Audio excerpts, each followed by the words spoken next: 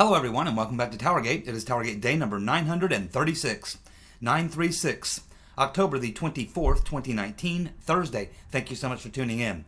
Well, we have a huge day of news today to cover. The news that happened on Wednesday. A lot of things happened, so let's get right to it. Yesterday, Wednesday, was a glorious day. It was a glorious day. The glorious bastards. I like to think of them.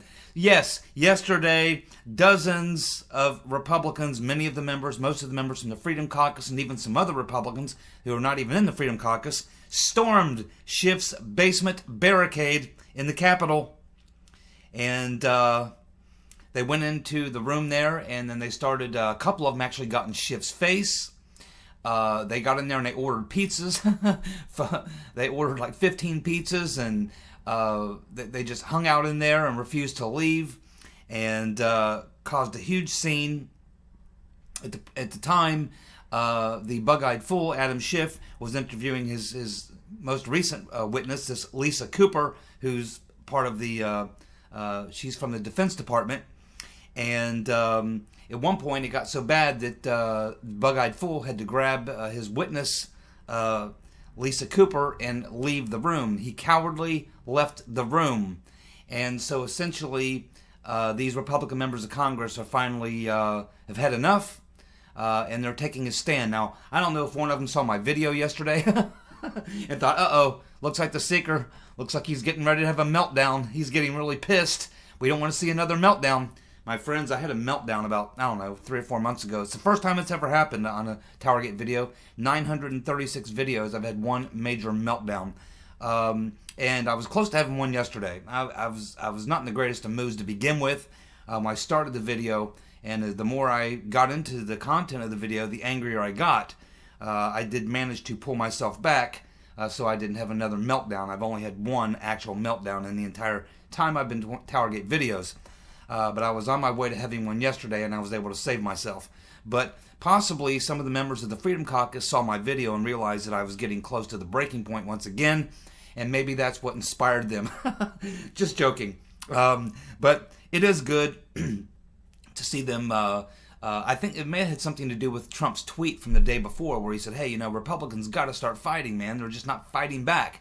So I think this was an excellent move, and I think this is what they need to do every single day. They need to go down into that chamber, and they need to interrupt. They need to disrupt. They need to make a mess and counter everything that's happening. And it's really a shame that it's having to be done that way. It really doesn't need to be done that way. All that needs to happen really is for fat ass Lindsey Graham to get off his fat ass and hold some hearings. As I said yesterday, Lindsey Graham could be holding the very same hearings in the Senate, only doing it publicly, bringing in the exact same people, getting all that same testimony on the record in public. But he refuses to do so. Now, Lindsey Graham, of course, taking a lot of heat in the last couple of days. I don't know who started it, but day before yesterday, someone started this Where's Lindsey campaign because he's promised all these hearings, promised to get to the bottom of things. He's never done a damn thing.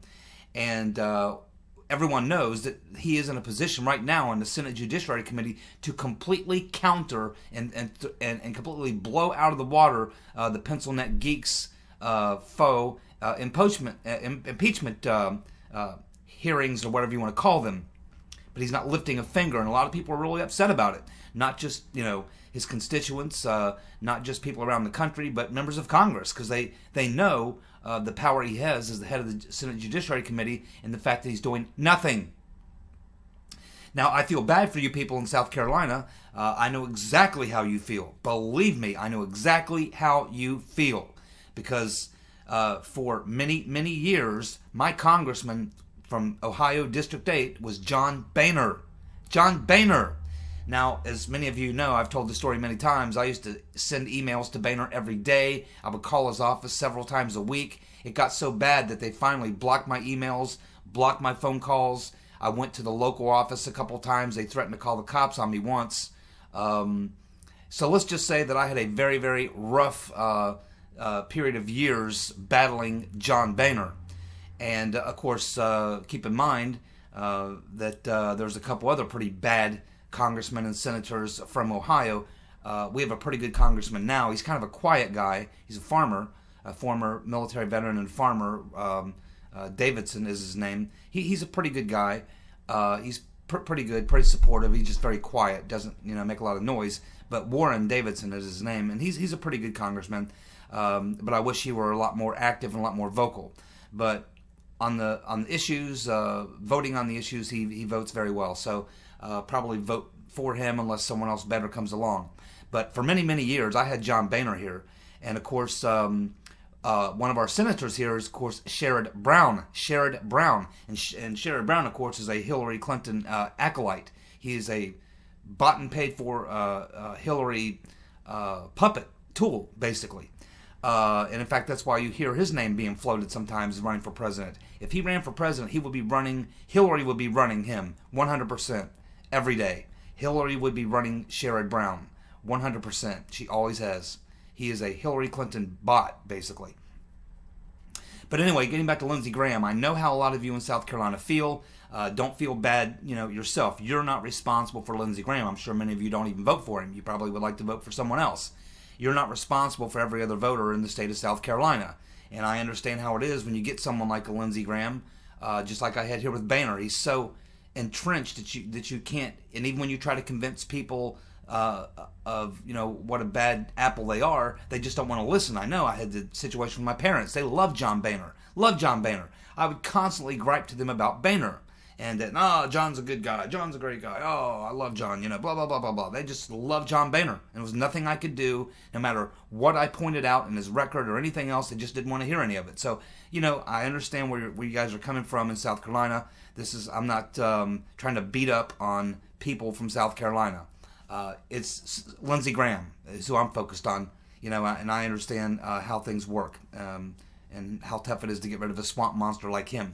But he is certainly taking a beating. So 2 days ago, this campaign, I'm not sure who started it. I think it may have been Cernovich, but I'm not sure. Someone started this campaign, Where's Lindsey? This prompted many, many people to burn up the phone lines to his office. And, of course, his response to that was to go on Sean Hannity that night and announce that he was going to, have a vote for a resolution opposing Schiff's kangaroo court. Well, yeah, he's going to have a resolution. Whoop-de-doo.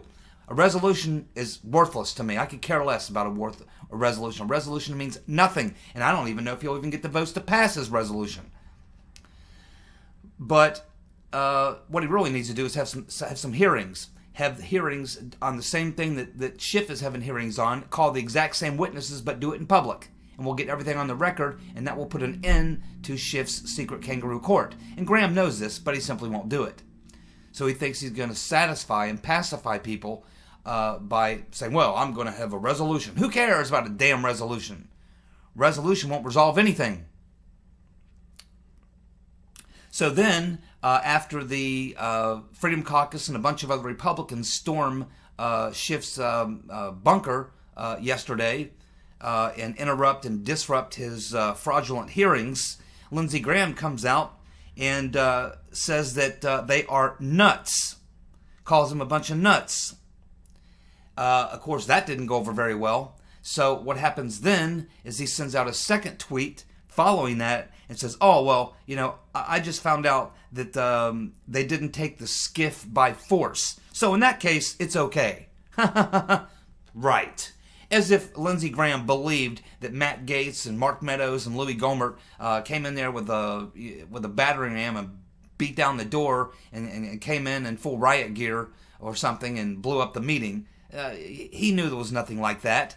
They didn't take the Schiff by force. They entered the room and they started demanding some sort of a fair process. And a couple members did get in Schiff's face. I understand Louis Gohmert and one other member got in his face, and there was a back and forth exchange. And of course, the cowardly Schiff took his witness and left the room. They should do this every day, and I think that they've got plans to do even more.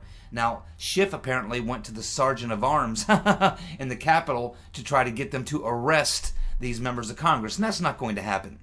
That is not going to happen. The Sergeant of Arms is not going to get involved in that kind of crap. So, anyway, it's a very interesting set of events that are taking place right now as I think people are getting thoroughly fed up, members of Congress. The thing is, members of Congress are hearing from their constituents at home. That's what's driving this. People are calling their congressmen, they're calling their senators and saying, what in the hell is going on? What in the hell is going on? Do something! And they're getting the phone lines burned up.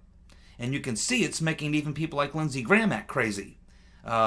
It's causing these members to have to go to these extreme lengths to try to put a stop to this circus. It's really sad, though, because Graham could put a stop to it, or at least blow the whole thing up very easily, and you wouldn't have to do this.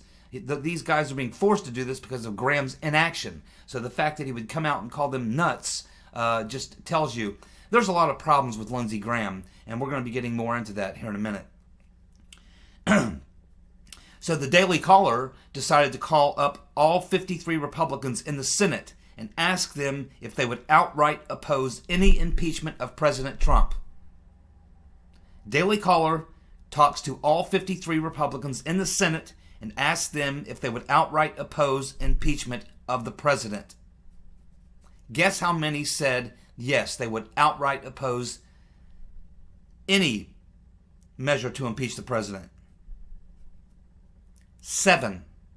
Only 7 of 53 senators, Republican senators, said that they outright oppose the impeachment. That's why I said yesterday how dangerous this is. They only need 20. They only need 20. And here you have only 7 of 53 Republicans, and one of them isn't named Lindsey Graham. Fortunately, one of my senators really surprised me, was on that list of 7. He was on that list of 7, and he's a Bush neocon. But even he fears, because Trump is so popular, and Rob Portman is his name. Trump is so popular in Portman's district that he can't dare ever oppose anything against Trump. And Portman doesn't like Trump. He's a Bush lackey, probably hates Trump, but his district loves Trump. So Portman had no choice but to answer that question that way. And so you can strike fear into the hearts of these people if you have enough numbers. And I realize in some districts you're not in a district like where I live, where it's 98% Republicans or what have you. I know you're in a district, some of you are in districts that are purple, they're 50-50, some are 48-52, something like that. So yeah, it's like Lindsey Graham. I don't know, in the state of South Carolina, maybe he fears something from the left. I don't know, but he certainly doesn't fear anything from the right. That's for sure. But anyway, I think that's an interesting story that Daily Caller would only find 7 of 53 Republicans willing to outright oppose impeachment. And that's why yesterday I said, a lot of these Republicans you think might stand with Trump, believe me, if they could cast a vote, if they could cast an impeachment vote in secret and we wouldn't know who the people were who cast those votes, I guarantee you they would find 20 Republicans who would stab Trump in the back. And all of us. Remember, we're the targets here. Trump represents us. He represents us. We are the targets. You're not going to believe this one. Well, maybe actually you probably will believe this. The New York City Bar,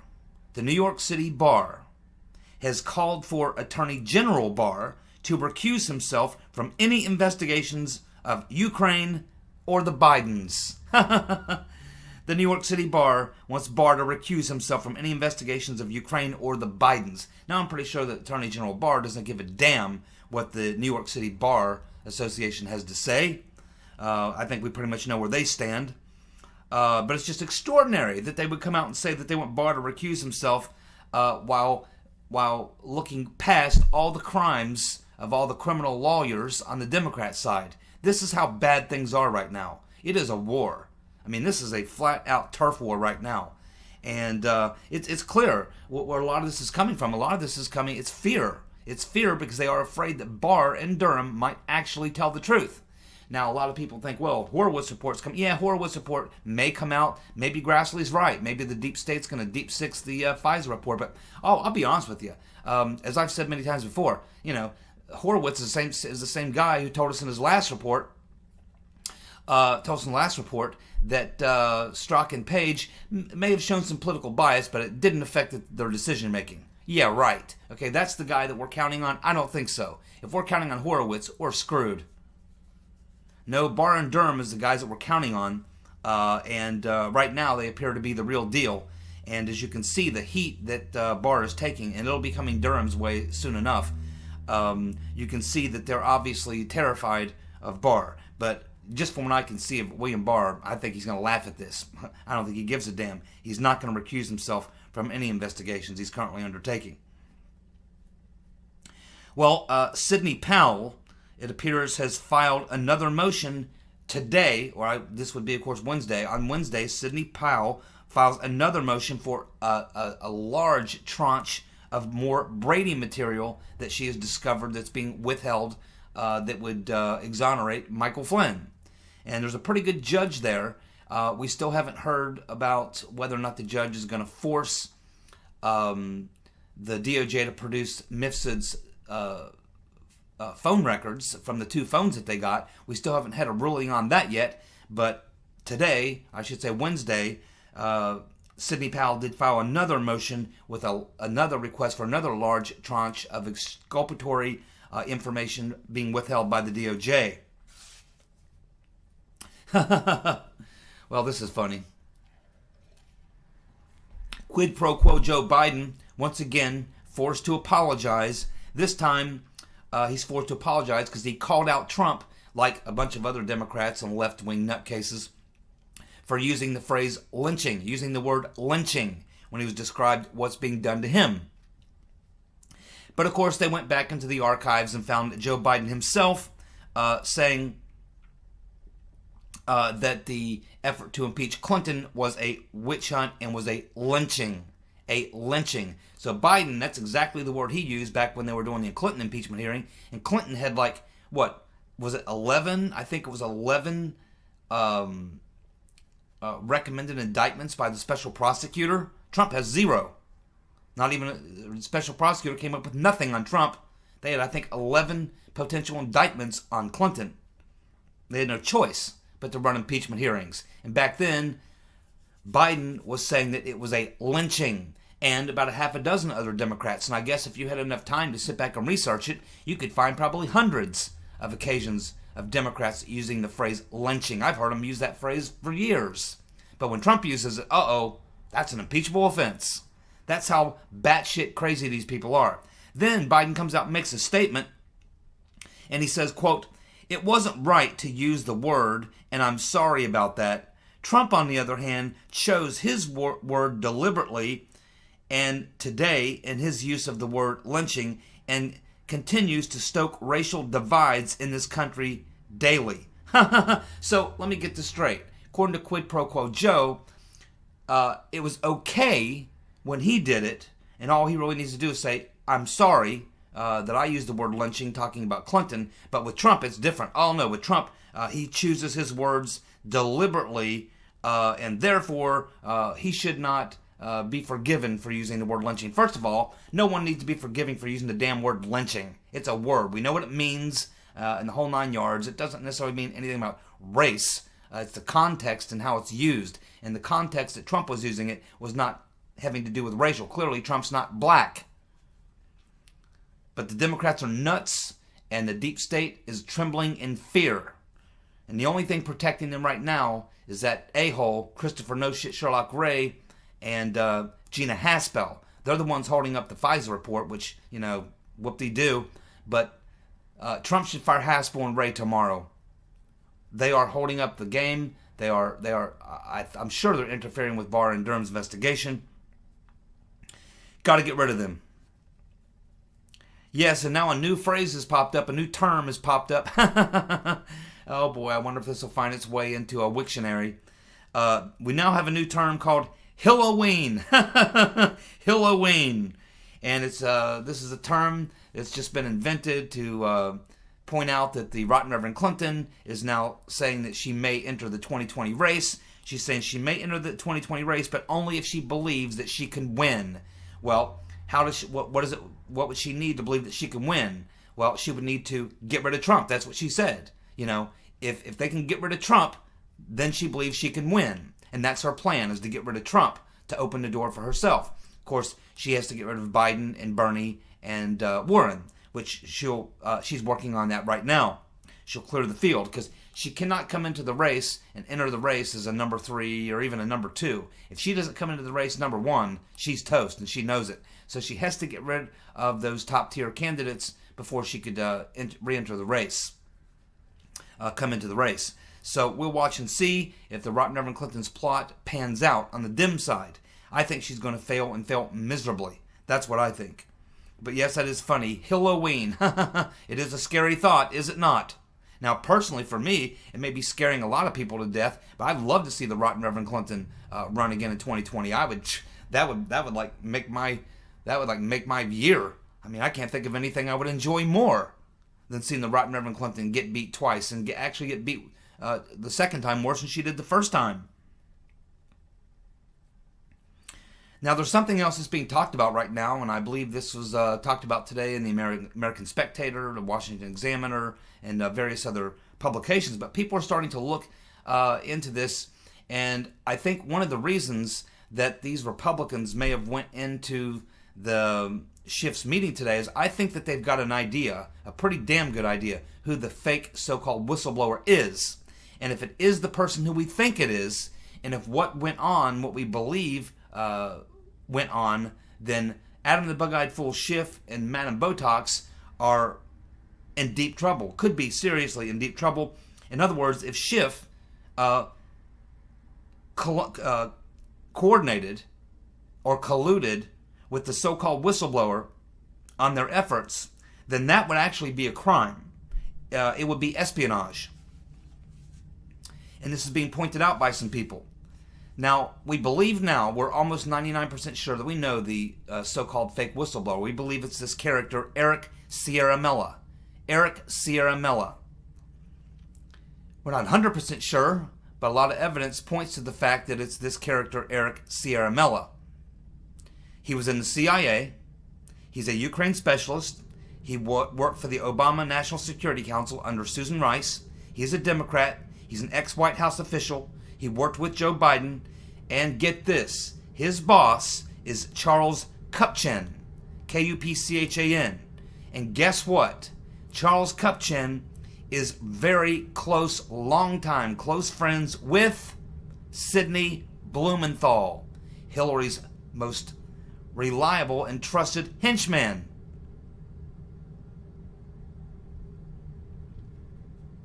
If we find out, and it certainly appears that Mr. Ciaramella certainly fits the description of everything we've been told about who the fake whistleblower is, and if we find out that Schiff was involved with this individual and other individuals plotting this entire thing, Schiff, and likely Pelosi would know about it, could be tried under the Espionage Act. And I think a lot of these Republicans who stormed the bunker yesterday, I think that they know this name. I think they're familiar with this. I think they probably know this is likely who it is. And I think that they want to try to force this out, because if they can, and they force this name out, and it turns out to be this guy, when you look at all this guy's been involved in, and if you can find that he was in any way working, colluding, collaborating with any of the players in this plot that we're currently living through, that could literally bring all of them under espionage charges, including Mr. Ciaramella. Something to think about. We now have total 100% confirmation, now being reported by just about everybody at this point. Clapper and Brennan are going to be interviewed by Durham. Clapper and Brennan have been officially notified. They are going to be interviewed by Durham, and sooner rather than later. That means he's getting to the top of the heap. You always interview the big fish last. And these are the two biggest fish in the pond and the intelligence swamp there in D.C. We also had Nunes going on Fox and saying that he was there in the room when that so-called star witness, Bill Taylor, who we'll be getting back to him in a minute, this so-called star witness, Bill Taylor, was being interviewed. And according to Nunes, John Ratcliffe literally destroyed Bill Taylor's argument and his accusation in 2 minutes flat. Nunes says that Ratcliffe literally destroyed Schiff's star witness, Bill Taylor, in 2 minutes flat. It was over. And that is what they don't want you to hear. That's what Schiff is hiding. Now, here's another very interesting story that was talked about today by Dan Bongino on his show, and he's referring to this story by Jerry Dunleavy and Daniel Chayton. It's a story I read, and I certainly understood exactly what Bongino was talking about. And of course, I read the Washington Examiner every day, and because of Dunleavy and Chaitlin mainly, but I also read the New York Post every day, mainly for Paul Sperry. He's really the only person I care about at the New York Post. So I read the New York Post and the Washington Examiner every day, and so he's talking about the story where they raised the issue in the story about why did the FBI want Papadopoulos to wear a wire on Joseph Misford. When the FBI was working over Papadopoulos, they tried to get him to wear a wire to get Misford on tape. And a lot of people are wondering, and it's talked about in the story, Bongino was talking about it, why in the world that the FBI would want Papadopoulos to wear a wire on the very guy that they're using to set him up. And so I remember when this first came out, this was a long, long time ago. So I didn't comment on the story. I read it, but I didn't really say anything about it that particular day. Maybe it was too many other things going on. But I remember the original TowerGate video that I did on this. It was a long video. I mean, I took almost all the video to sort this out and try to figure out, answer this question when this first came out a long, long time ago, well over a year ago. When we first learned that the FBI wanted Papadopoulos to wear a wire in a conversation with Misford. And I think I came to the same conclusion Bongino has come to. I mean, there's a couple different things that you could speculate on, but the one that seems to be the most logical and the only one that really makes any sense is, and I think this is why I did almost a whole video on this, if I remember correctly, is that it's very likely that the way that Brennan and the intelligence folks in this six-agency, multiple agency task force, the way that this likely worked, as I said, they needed to keep the State Department totally in the dark because they needed to use the State Department to funnel the information through the State Department. So they wanted them out of the loop. So they weren't part of the six-agency task force. But also what they needed was probably, and this is probably in the FBI's benefit, and they may or may not have known about it. I don't know. In this case, when you think about them wanting Papadopoulos to wear a wire on Misford, you have to assume that they probably didn't know. So I conclude the same thing Bongino does, is it's very, very likely that when they put Misford into play, that Misford was being run by intelligence. In other words, CIA, British intelligence, Italian intelligence, whoever. Misford is being run by the intelligence people. So it is very likely that along with the fact that Trey Gowdy says that there's a phone conversation between Brennan and Comey that he says is very much exculpatory and reflects very badly on Brennan. And I think what we can take from this is it is very likely, and not, I should say possible, I don't know how likely, but it's certainly possible, certainly plausible that Comey and some of the people in the FBI were kept out of the loop as to some of these spies, like Misford.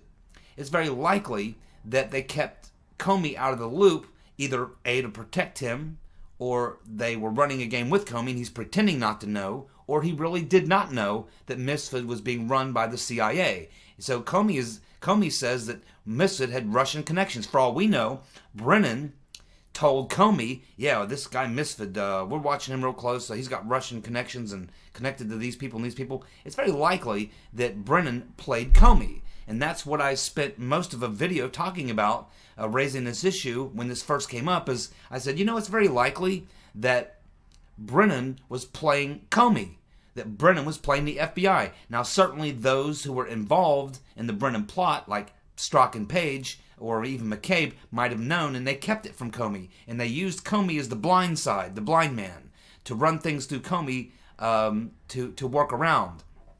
So it's very possible that that this is true, that that the reason the FBI would have asked Papadopoulos to wire a misfit is because they believed what they were told by Brennan and the intelligence community, that he was some sort of a Russian agent or something, and they didn't know that misfit was being run by Brennan, Clapper, UK intelligence, or whatever. It's very possible we could find this out. And this would be why Brennan would be so nervous, is because at some point, if we find out that, and again, this is why I said in that video a long time ago, it is possible that the CIA duped the FBI. Now, we know that they're not great friends and they have turf wars all the time, and we've also heard rumors that, and Bongino mentioned this as well, that Brennan and Comey are not necessarily the best of buds. I don't know if they hate each other or if they even know each other, but it's rumored that Comey and Brennan are not that close. You know, they're not buddies, in other words. So we don't know, but I expect at this point, once all the information is out and once Durham does his interview of Brennan, he's probably going to be asking him that question, and they're probably going to be talking about that. And I would not be the least bit surprised to find out when we get to the bottom of this thing that the CIA was duping the FBI. It would not be the first time they've done this. Believe me, they've played the FBI many times. And sometimes they get caught. And they may get caught this time.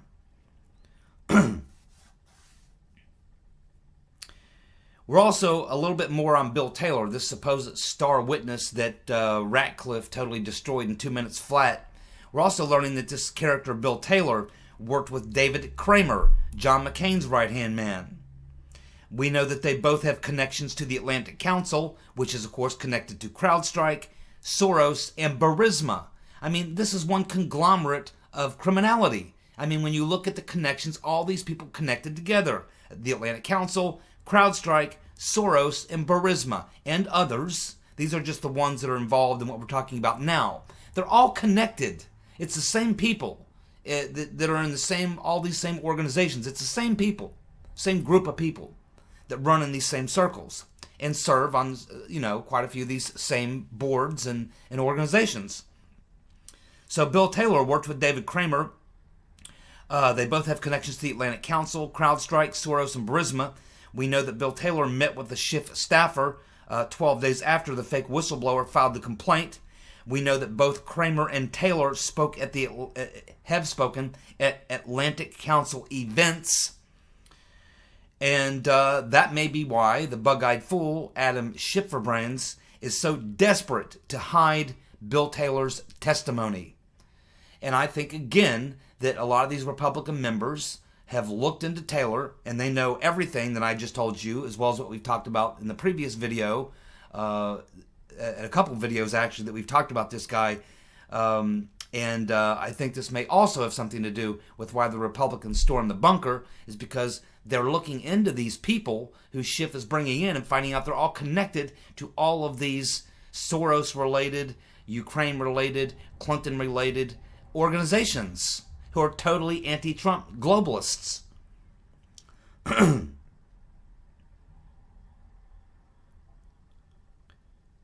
We also have Paul Sperry today saying that he believes that the reason Graham won't hold hearings to get to the bottom of Spygate is because we might learn that he was working with his bosom buddy McCain to push the dossier to smear Trump. Again, that's something else that we've speculated on. Yeah, Lindsey Graham is afraid of, he doesn't want to expose a lot of things that would shine a light on his criminal buddy McCain's activities, but the fact that he might have been involved in as well. Paul Sperry further goes on to point out something else. It's a fairly good news item of the day, which is that Charles Grassley and Ron Johnson have written a letter to Christopher No Shit Sherlock Ray asking him to produce the briefings that were the counterintelligence briefings that were given to Trump and Clinton when they were running in 2016. And this is another thing that we talked about a long time ago, is the fact that during the, once Clinton and Trump became the nominees, they were getting regular intelligence briefings. And as we talked about a long time ago, it is almost certain that Clinton and Trump were not getting the same intelligence briefings.